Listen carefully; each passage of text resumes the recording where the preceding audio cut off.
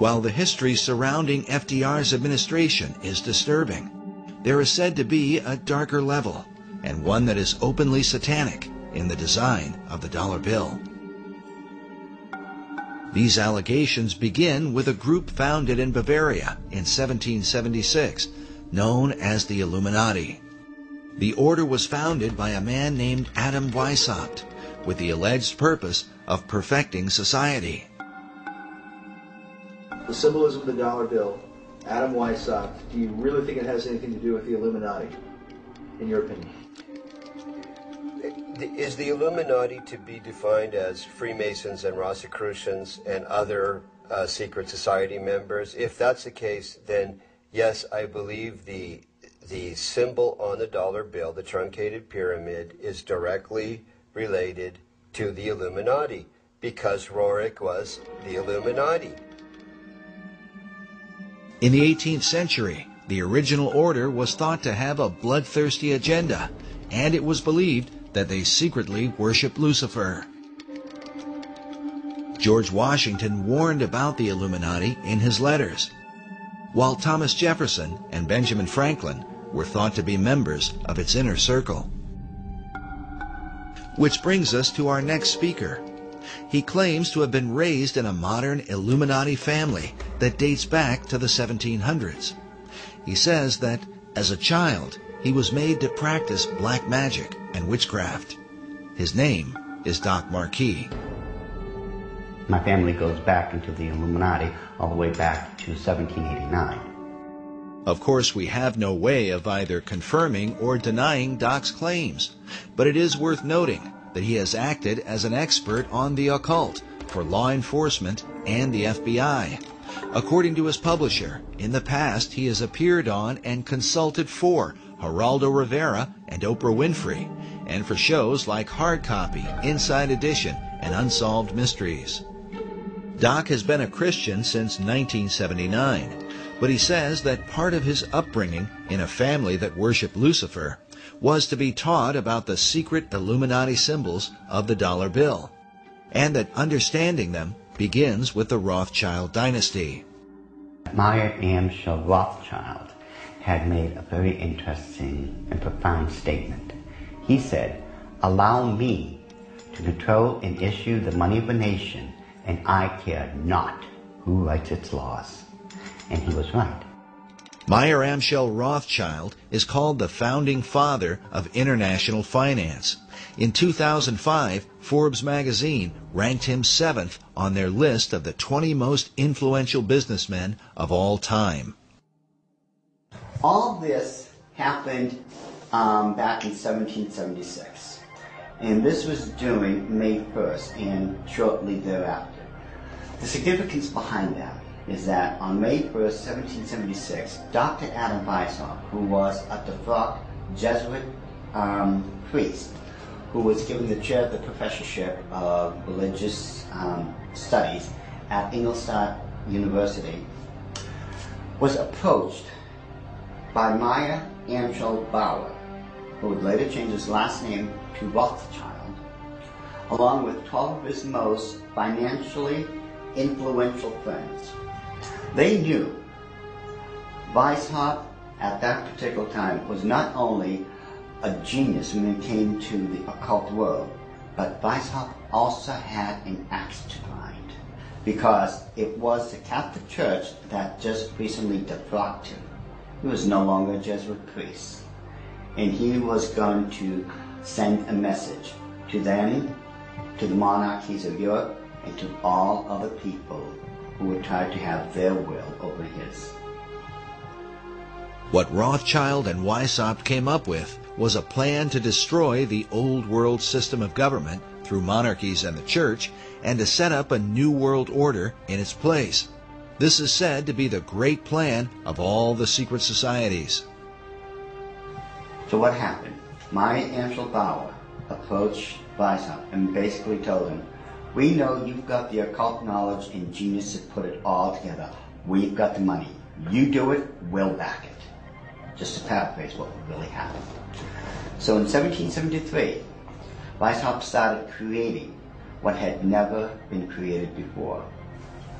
The idea of Illuminism had always been around, ever since the days of Babylon, with the co-founders of being that Nimrod and Semiramis. But no one had ever been able to actualize it. However, May 1st, 1776, the Order of the Illuminati had become a reality under the auspices of Dr. Adam Weishaupt.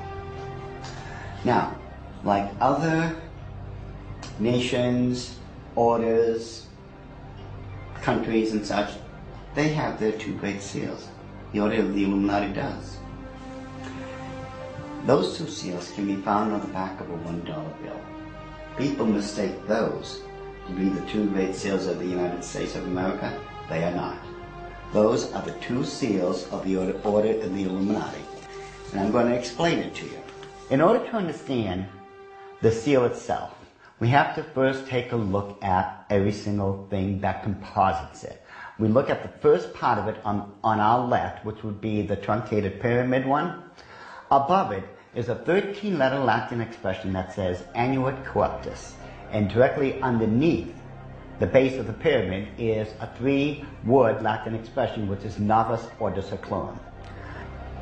If you were to look up the word, let's say, work, in the English dictionary, you're going to find at least 50 different meanings for it. It is the same thing in Latin. Different words have different meanings. They have more than one meaning. The word seclorum, one of the definitive meanings is secular. Something that is secular is of the world. So it is proper, very proper, to translate the bottom as New World Order, the Novus Ordo Seclorum. The whole of it is saying, announcing the birth of a new world order. This would be Dr. Adam Weishaupt himself, the very first head of the Order of the Illuminati. It was Weishaupt who had himself come up with a 7-part plan to create what he called the Novus Ordo Seclorum, or the New World Order. This is the person responsible for it. The interesting thing about the front of the dollar bill is that there are 4 huge ones. There is one in every single corner. Now, if we look at every single one of them, they each have an oval around it, except for the top right-hand one. Now, if we look at this blow-up version of it, you will find there's no oval. This is a shield that is surrounding the one. Now, the reason there was a shield here is because this is very similar to the original shield that was given to the Rothschild family when Baron Meyer Amschel Rothschild had become knighted in England and received the lordship. If we look across the top of this shield, all the way to the left-hand side, it drops down and forms a crescent moon. It's a crescent moon because it represents the female goddess in the occult world. At the bottom of that shield, of that lunar moon, you will see the owl. And it's very obvious once you take a good look at that part of the crescent moon. And it is the same Illuminati owl that is being worshipped at the Bohemian Grove in California by those members of the Bohemian Grove, where presidents, premiers, kings and queens and heads of nations throughout this world have met. You can tell just by looking at this photo, that is a 40-foot owl. It is made out of oak, and that the worshippers are surrounding that fire pit around that altar, which is easily reflected in the lake around them. This is definitely the owl of the Illuminati. The rituals performed at the Bohemian Grove are occult and idolatrous. One of them, called the cremation of care, is supposed to be a mock human sacrifice, though some suggest that real killings take place. When President Nixon was there, he commented about the extreme homosexual environment at this all-male boys' club. Among other powerful American leaders who have been spotted at the Grove are Ronald Reagan, Dwight Eisenhower, Jimmy Carter, Newt Gingrich, and George Bush Jr. and Sr.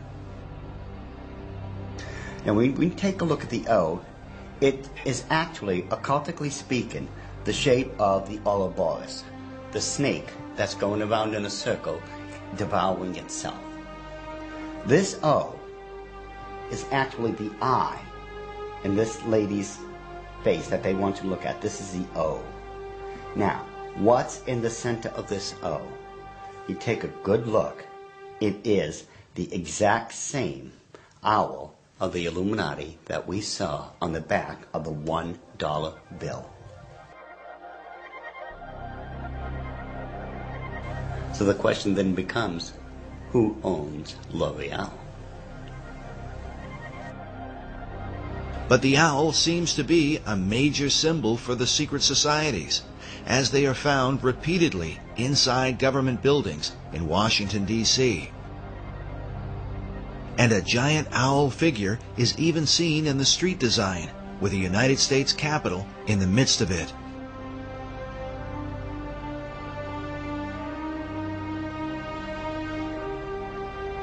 Now the Druids from the Gaelic Druid means men of oak.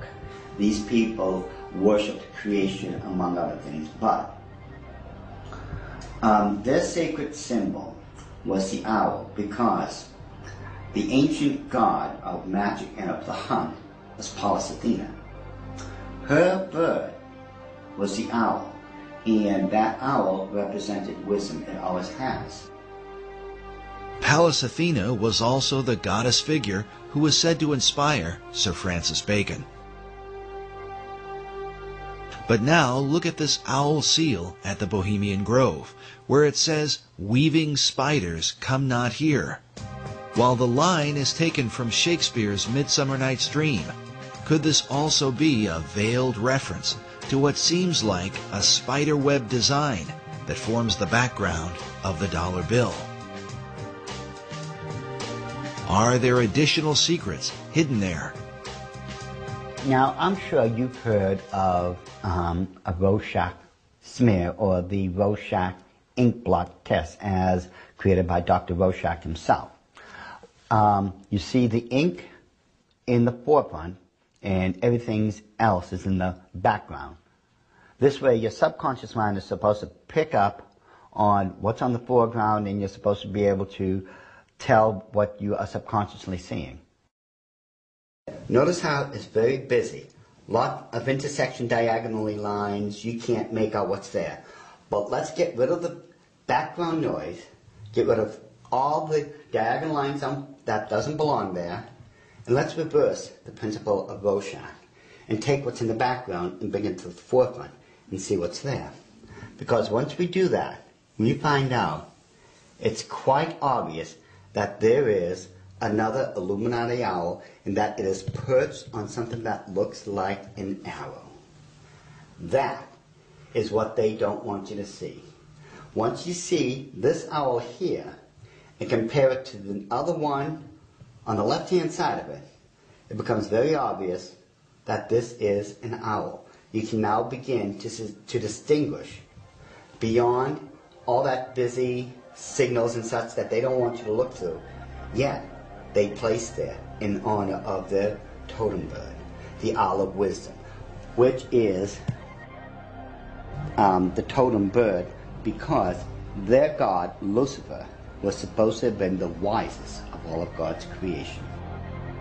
Wisdom of Lucifer, wisdom into the bird, wisdom into the word Illuminati. Therefore, the chain of wisdom is followed all the way through. All right, now, did they teach you this in the Illuminati? Yes.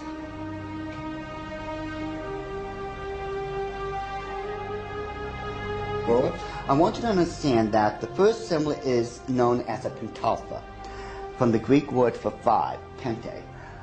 It is a five-pointed star. Now, this next one is a pentacle. Now, it looks similar, but I want you to notice how it is interwoven. It runs through and in between itself. Now this next symbol is what's known as the Star of David, the Mogan David, the Jewish Star, the Seal of Solomon. There's numbers for it. This is the symbol for the nation of Israel.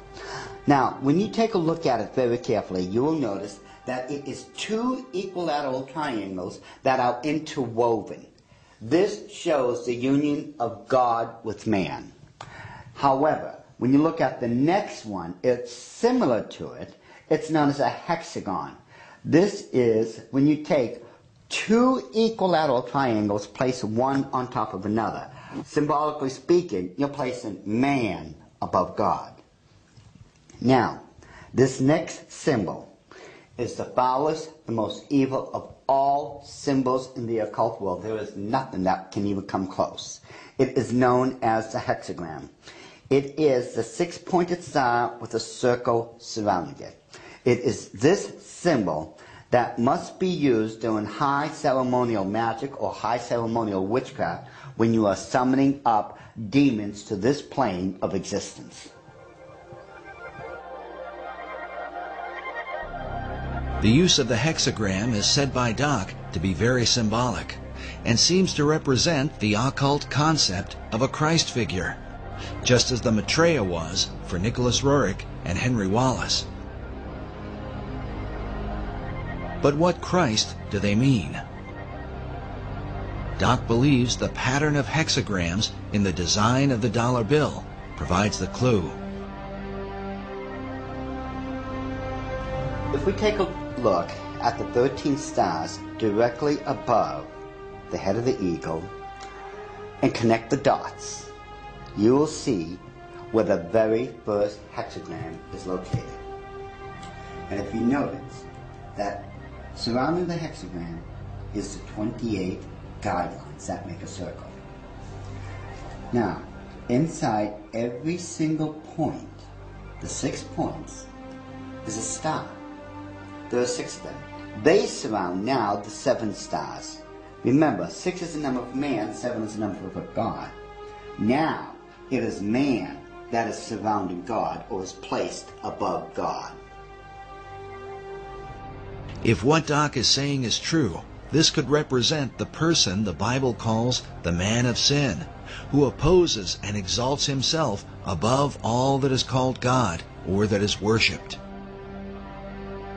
Doc's interpretation seems to also fit the worship of Lucifer, for in the Bible, Lucifer declares that he will exalt his throne above the stars of God.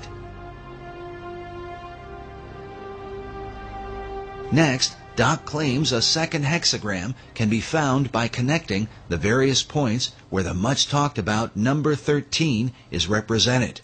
And don't try to tell me it's the 13 colonies. There are 13 stars above the eagle's head, 13 stripes in the shield, 13 leaves on the olive branch, 13 arrows in the eagle's talon, and then 13 letters in the phrase E pluribus unum, which makes for 2 points on either side of the eagle's head, for the 6 points total of the hexagram. Well, if we take a close look at the same seal and connect all the 13s together, just like we did when we were kids, when we were playing that game, connect the dots. Once we connect all the 13s, it becomes very apparent where the second hexagram can be found. In this one, which is very obvious, already comes with a circle around it.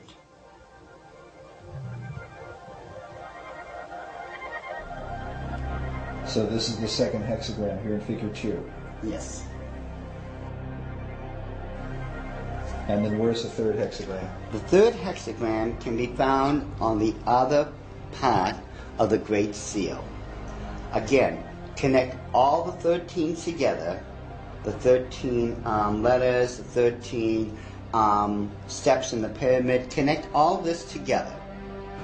And you'll note with the circle that's already there, it forms the third hexagram.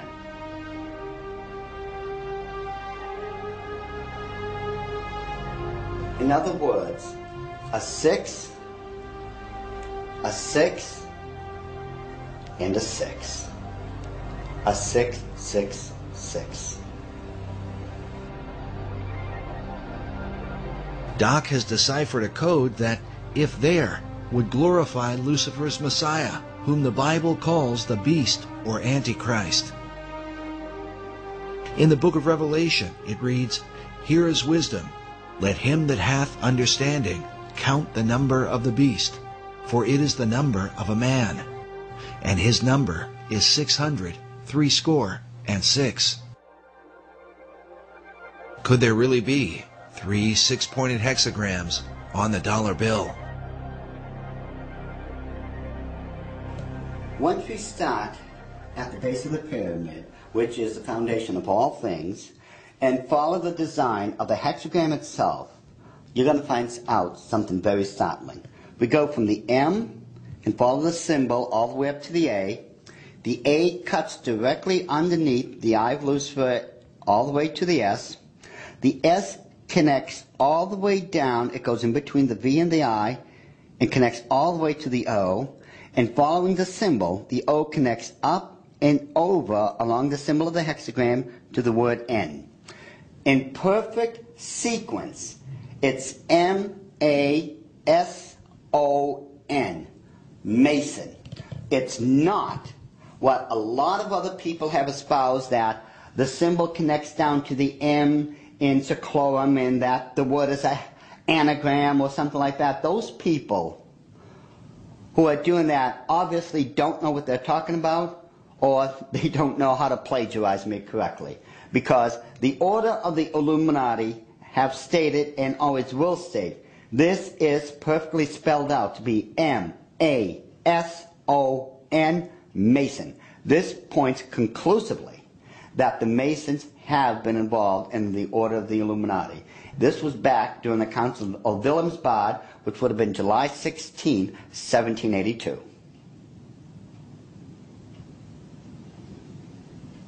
All right, so what are we seeing? Now, if we look at the bottom one of the reverse side of the dollar bill, you'll see on the right-hand side that, again, there's a lot of busy intersecting diagonal lines. Yet, if we apply the same principle we just used to reveal the hidden hours of the Illuminati and apply it, we will find that there is now a skull-faced winged demon. And it is very obvious, once you take away the background, the busy noise, it becomes very apparent what it is and that it's been there all along.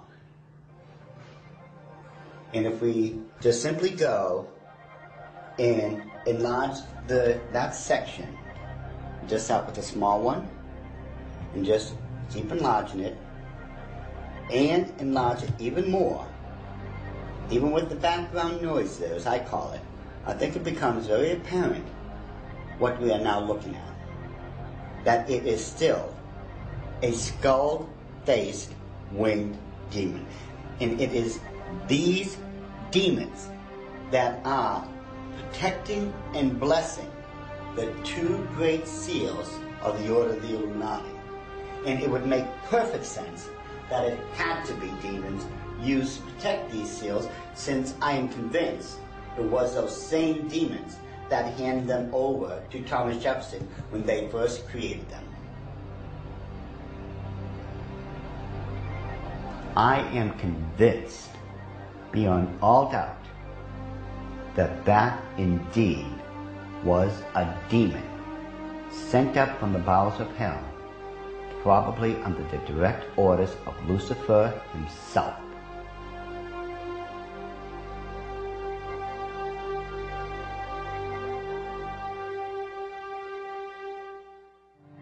Doc Marquis makes it clear that he is no longer involved in the occult, and that since becoming a Christian, he has dedicated himself to warning others about the activities of the secret societies that worship Lucifer. I've been doing this now since the late 70s, when I first left the Order of the Illuminati, and that's when at that point I had become a born-again Christian. At that time, I realized what I had been doing all along. Maybe in my own way of trying to make up for what I had done, and I've done a lot of heinous things in this life, I begin to wonder if I'm not trying to make up or atone for some of those things I had done. And I know in my heart of hearts that as a born-again child of the King, my sins have already been bought and paid for. But still, there's just that part of me that still feels so guilty about everything I've done. So it could be in my own way, and I'm somewhat convinced that in my own way, I'm still trying to make up for all those crimes I was guilty of when I was in the Illuminati. Doc makes it clear that he believes demonic forces were behind the design of the dollar bill and are working through secret societies. One of them is the Order of the Eastern Star, the female chapter of Freemasonry, whose icon is an inverted pentagram, a symbol associated with the satanic goat of Mendes. Ed Decker told us a story about a woman he once counseled who was involved in this society. I got a call one day after I had published a book on it, and a little book called The Question of Freemasonry. And in that book, I had, on one page, is the actual goat of Mendes. The goat of Mendes is a very significant symbol, since it was designed by 19th century French magician Eliphas Levi, without question the most influential occultist of the last 200 years. In his books, Levi glorified Lucifer and Satan, and his writings were quoted extensively by every major occult leader, including Albert Pike, Madame H.P. Blavatsky, and Manly P. Hall. Now listen carefully to Ed Decker's story. I got a call from someplace back in Pennsylvania, New Jersey, and this is years ago. And a lady called me up and she said, "I want to talk to you." She said, "I received a copy of your book. I am the head of the Eastern Star for my state." And she said, "Every time I go to another area of the state to do the induction of the leadership of the local chapters of the Eastern Star, I have these bad dreams, and it's like this demon comes in and attacks me in my bedroom, and it's this evil, evil thing. And it's beginning to bother me." And someone mentioned to me that, the Masons and the stuff that they do isn't really godly. You might want to study it a little bit. She said, so she told me that she went to a Christian bookstore and asked them if they had anything on the Eastern Star or Freemasonry. And the lady said, in the mail, I had just gotten this booklet. It's called The Question of Freemasonry by this guy, Ed Decker.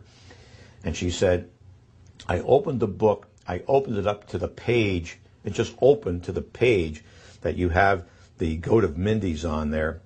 And I looked at that, and that's the demon that's been coming into my room and attacking me when I'm going around the state and doing the inductions of the ladies of the Eastern Star. She said, I ran down 3 blocks to my husband's office, left my car right in the parking lot of the Christian bookstore, ran down there, got my husband out of his, I think he was an insurance agent or something, and said, look at this. They left there, went home, read the book, got on their knees, confessed it as sin, renounced it, and had that thing taken off their back. And from that time on, all that heaviness left her. When it went away, it just moved off her entire spirit. It was a spirit of darkness and evil. And it was the goat of Mendes, the same thing that's on the Medal of Honor, the same thing that's built into the Capitol and the Mall and the White House, built in there. It's the same evil spirit.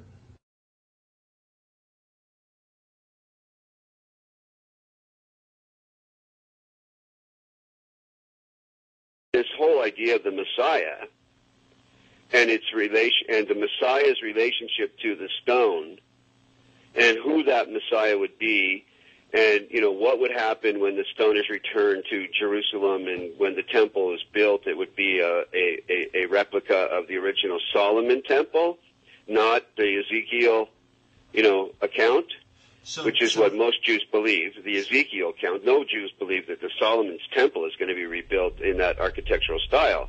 But the Masons believe, if I understand them right, that when that stone finds its way to Jerusalem, it's one of the last items necessary, and that there are certain rabbinical orders that I've met today that are anticipating its return. once it returns, then they proceed with a blueprint to take the Temple Mount and put up what they consider to be the final temple that Ezekiel described. But the stone it's all pivotal upon the return of this stone, because Solomon brought that stone in the traditions and legends in Judaism into his original temple, and upon it the incense was burned in the fire pan. According to Masonic author David Ovison, the word dollar comes from the German word Taler. While there are many Taler designs, one in particular is mentioned, with the image of Jesus Christ crucified on one side, while the reverse bears the image of a serpent on a cross and a reference to the book of Numbers from the Old Testament. In this account, the children of Israel had complained against God. The scripture says, "And the Lord sent fiery serpents among the people, and they bit the people, and much of the people of Israel died." When they repented, God commanded Moses to erect a bronze serpent upon a pole, saying that everyone that is bitten, when he looketh upon it, shall live. In the New Testament, Jesus made reference to the bronze serpent as a picture of his crucifixion. He said, "As Moses lifted up the serpent in the wilderness, even so must the Son of Man be lifted up, that whosoever believeth in him should not perish, but have eternal life." Some believe that the serpent cross is the original inspiration for the American dollar sign today. While the image of the bronze serpent holds a very particular meaning for Christianity, David Ovison explains that Kabbalists and alchemists find an interesting parallel in the Hebrew gematria. The Hebrew word for the serpent of Moses is Nakash, which means the shining one. The numerical gematria for Nakash is 358. This is also the numerical equivalent for the Hebrew word Mashiach, or Messiah. Ovison claims that these numerical equivalents allowed magicians to draw a connection between the brazen or bronze serpent and the Messiah. But exactly what Messiah do they mean? The phrase e pluribus unum, or out of many, one, appears in the banner held in the mouth of the American eagle. The word one appears a total of 7 times on the dollar bill. Ovison writes, "In magical numerology, the number 7 is regarded with a special veneration.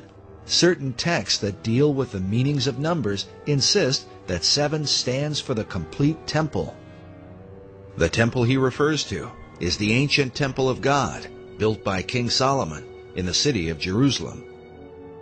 Ovison goes on to say that the concept of a complete temple is symbolized by the unfinished pyramid of the Great Seal, where the symbol of a Messiah figure is also shown with the all-seeing eye, representing the capstone that will one day complete the pyramid.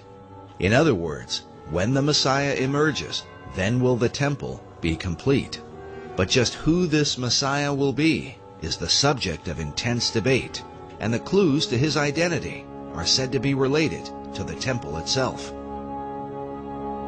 The site of Solomon's original temple at the Temple Mount in Jerusalem is still considered a sacred and holy place.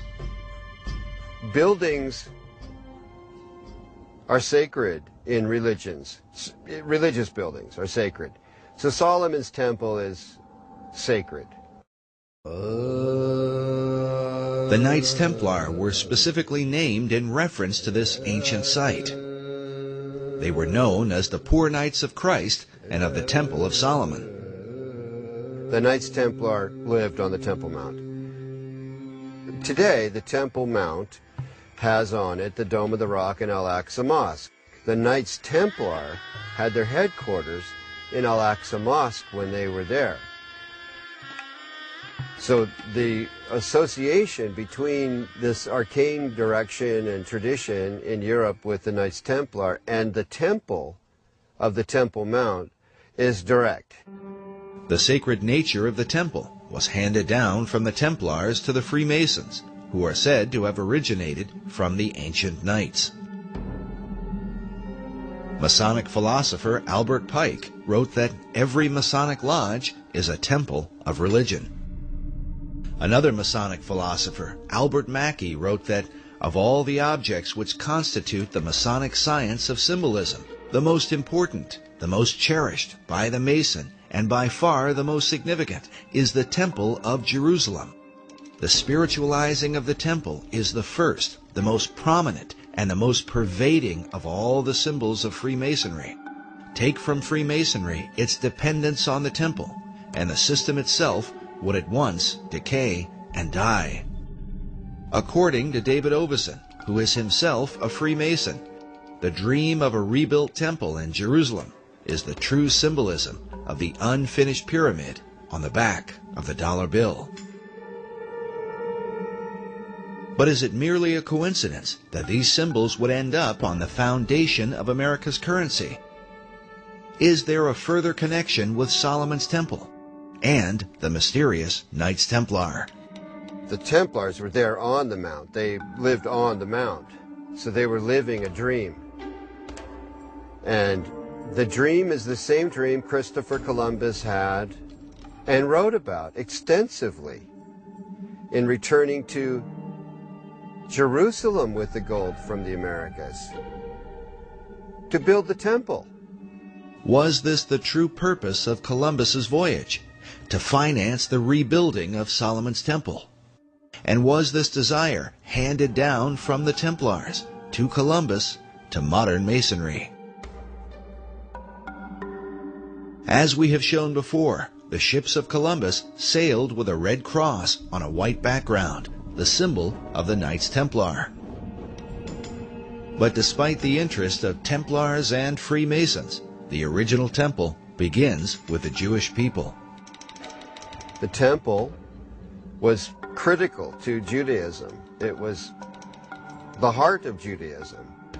The first Jewish temple, built by King Solomon, was destroyed by the Babylonians in 587 BC. The temple became a necessity for the existence of Judaism. So when it was destroyed, the longing for another temple in the Babylonian exile was, primary. The foundation for a second temple was laid by Zerubbabel when the first Jews returned from their captivity in ancient Babylon.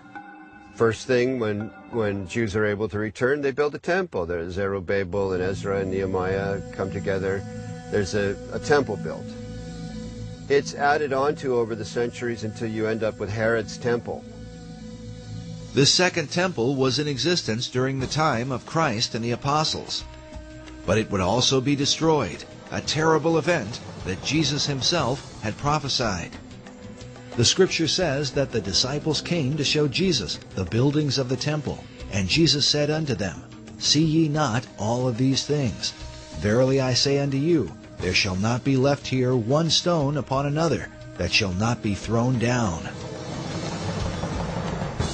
And when ye shall see Jerusalem compassed with armies, then know that its desolation is nigh. And so it came to pass that the second temple was destroyed with the fall of Jerusalem in 70 A.D. Yet in the aftermath of its terrible destruction would emerge the dream for a third temple, and what some believe will be the final temple of all time. This arcane connection to Freemasonry has its roots in the longing for the temple, the longing for the final temple, for the ultimate temple where Hagoyim, where non-Jews pray with Jews, as the old books, the last old books of the Old Testament predict will happen. When does that temple get built? The idea of a final temple is shared both by Jewish leaders and the Freemasons. Yet the two groups disagree on exactly what the final temple would be. There is a common history here and a common longing. They'll never end up with the same temple. Jewish wishes for the final temple really don't resemble what Masons want to have built on the Temple Mount, which is a replica of Solomon's temple. With their mysterious rituals and secret practices, the Masons are often accused of intoxicating the world, making it drunk with ideas of a new age and a new world order, all of which are engineered toward the fulfillment of the new Atlantis envisioned by Sir Francis Bacon. Could it be that this is what lies behind the concept of a third and final temple? It, to me, makes perfect sense that the new Atlantis, as understood in the Baconian tradition, involves the final temple, the spiritual headquarters, if you will, of the new Atlantis. The idea of that temple is central to Freemasonry, the Knights Templar, and of this there is no doubt. They've all expressed it. All these arcane societies have let it be known that this is really ultimately a central goal. They seem to all gravitate toward there being a temple, a need for a temple, except Orthodox Muslims who say, no, we're the last religion. These buildings are fine, thank you very much. Become a Muslim and you can pray in them and hang out on the Temple Mount, which is not going to happen. So that leads to a pretty ugly likelihood. If people who want a temple get their way, there's going to be a bloodbath there. Also, I believe it's spiritual because Satan has always desired God's place. That's why in Masonry you have Jebulon right there on the altar, Baal, the ruler of demons, in the Masonic altar. And Masons are generally, obviously, being deceived. However, right there on the Temple Mount in Israel, you have the Dome of the Rock, and the Golden Dome, the Black Dome, and within these domes you have statements right there on Israel's Temple Mount, statements that Allah is God, and Allah has no, or God has no son, and Muhammad's his prophet, a denial of the true God and his son, Jesus Christ. And again, that's what 1 John identifies as being the spirit of Antichrist, those that deny the Father and the Son, 1 John chapter 2. And that's a harbinger of the ultimate Antichrist to come, who's going to sit in the temple of God, showing himself that he is God. So isn't it interesting? Here we have Benjamin Krim speaking of a coming Maitreya, who will rule as the coming Imam Mahdi of Islam. Of course, he can't really rule, and there can't be world peace unless the Jews, in his mind, are annihilated. And by the way, according to Muslim teachings in the Hadiths, when the Imam Mahdi comes, or when the Messiah comes, he will destroy the Jews and the people of the cross. So all this stuff, incredibly, it fits together just too well. But praise God, because from my perspective as a Christian, Jesus Christ said, when you see these things beginning to take place, lift up your head, for redemption is drawing near. And I believe these are signs that Jesus Christ is coming again. And when he does come, he will defeat the Antichrist, and every knee will bow, and every tongue confess, including Benjamin Krim, including the leaders of Iran and Hezbollah and so forth. Whether it's in heaven or on earth or in hell, every knee will bow, declaring that Jesus Christ is Lord in the end. And what will all these things mean for the future destiny of America? According to David Oveson, it was Manly Hall who influenced the placement of 72 stones on the Great Pyramid of the dollar bill, since the number 72 is said to be a magical number in the occult. It was also Hall who taught that the American eagle was a cleverly disguised phoenix bird. In his writings, he documents this account from the 1st century A.D. There is a certain bird which is called a phoenix, and when the time of its dissolution draws near that it must die, it builds itself a nest. But as the flesh decays, a certain kind of worm is produced. According to this account, it is from this worm that the phoenix is reborn. This concept of a phoenix worm in its nest seems to be represented at the top of this column on a building found in Europe.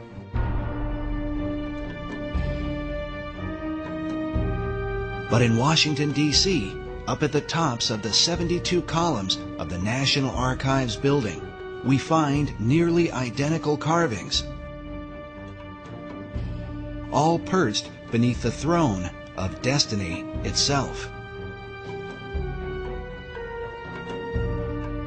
Could this somehow be a veiled reference to the secret destiny of America? Watching the strength of the American dollar decline, we consider America's founder, George Washington. Around his image on the face of the dollar is said to be an omega symbol, signifying the end. But what end? Many researchers have come to believe that the plan of these Luciferian societies is that, like the phoenix of old, the America that we know will ultimately be destroyed, and that from her ashes will be born a new world order.